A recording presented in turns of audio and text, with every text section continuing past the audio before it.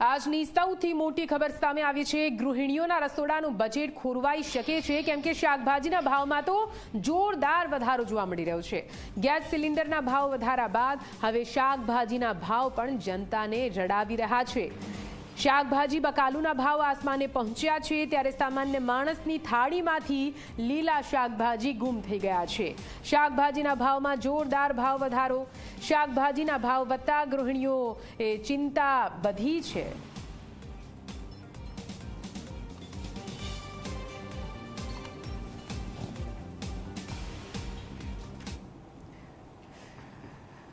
તો સ્વસ્થ રહેવા માટે શાકભાજી ખાવા ખૂબ જ જરૂરી છે। ડોક્ટર્સ, તબીબો પણ કહે છે કે લીલી શાકભાજી દરરોજ તમારી થાળીમાં રાખો, પરંતુ ભાઈ આટલી મોંઘવારીમાં શાકભાજીને થાળીમાં રાખવા ક્યાંથી? આ સવાલ અત્યારે ગૃહિણીઓ પૂછી રહી છે।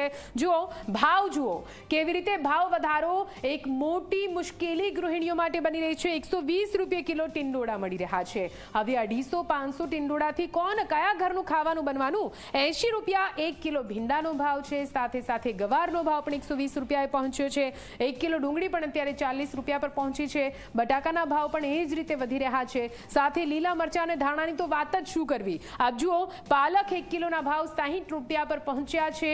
એટલે કે જો તમારે લીલી શાકભાજી તમારી થાળીમાં, તમારા ઘરમાં, તમારા પરિવારને ખવડાવી હોય તો પૈસા વેરવા માટે તૈયાર રહેવું પડશે। 1 કિલો આદુ 80 રૂપિયા કિલો મળી રહ્યું છે। આ તમામ એવા ભાવ જે હાલ તો ગૃહિણીઓ માટે ચિંતાનો વિષય બની ગયો છે। લીલી શાકભાજી પોતાના પરિવારને ખવડાવવી હોય તો કિલો મરચા 60 રૂપિયે આખરે કેવી રીતે ખવડાવી શકે, તે સૌથી મોટો સવાલ છે। અત્યારે પરવલનો ભાવ પણ 100 રૂપિયે પ્રતિ કિલો પર પહોંચી ગયો છે। સાથે સાથે ગવારનો ભાવ પણ 120 રૂપિયા પ્રતિ કિલો, ફ્લાવરનો ભાવ પણ 80 રૂપિયા પ્રતિ કિલો, તે રીતે કોબીજ પણ, દૂધી પણ અત્યારે 80 થી 70 રૂપિયા પ્રતિ કિલો મળી રહી છે।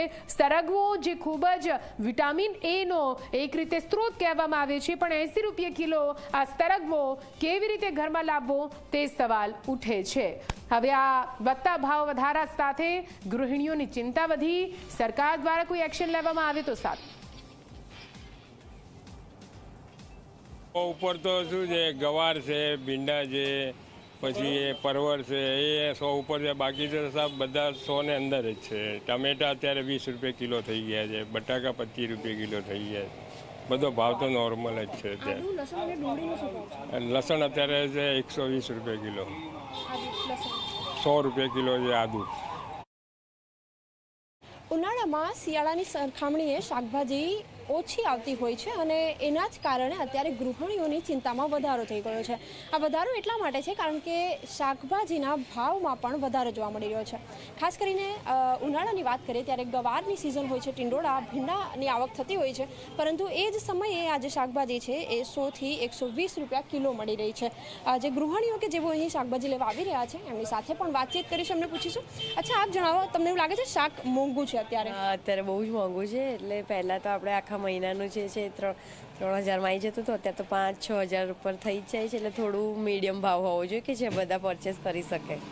કઈ કઈ શાકભાજી તમને એવું લાગે છે કે એના ભાવ ખૂબ વધારે છે? લીંબુ છે, મરચાં છે, અમુક જે બેંગન છે, ટિંડોળા છે, અમુક થોડું રિઝનેબલ ભાવ હોવો જોઈએ। એટલે બિલકુલ, જે રીતે ભાવ વધી રહ્યા છે એના કારણે ગૃહિણીઓ કે જેમનું એક ચોક્કસ બજેટ હોય છે, પરંતુ એ બજેટની બહાર અત્યારે શાકભાજીના ભાવ ચાલી રહ્યા છે, એના કારણે એમનું બજેટ અત્યારે જળવાયેલું રહેતું નથી। એના જ કારણે તેમની ચિંતામાં પણ વધારો થઈ રહ્યો છે।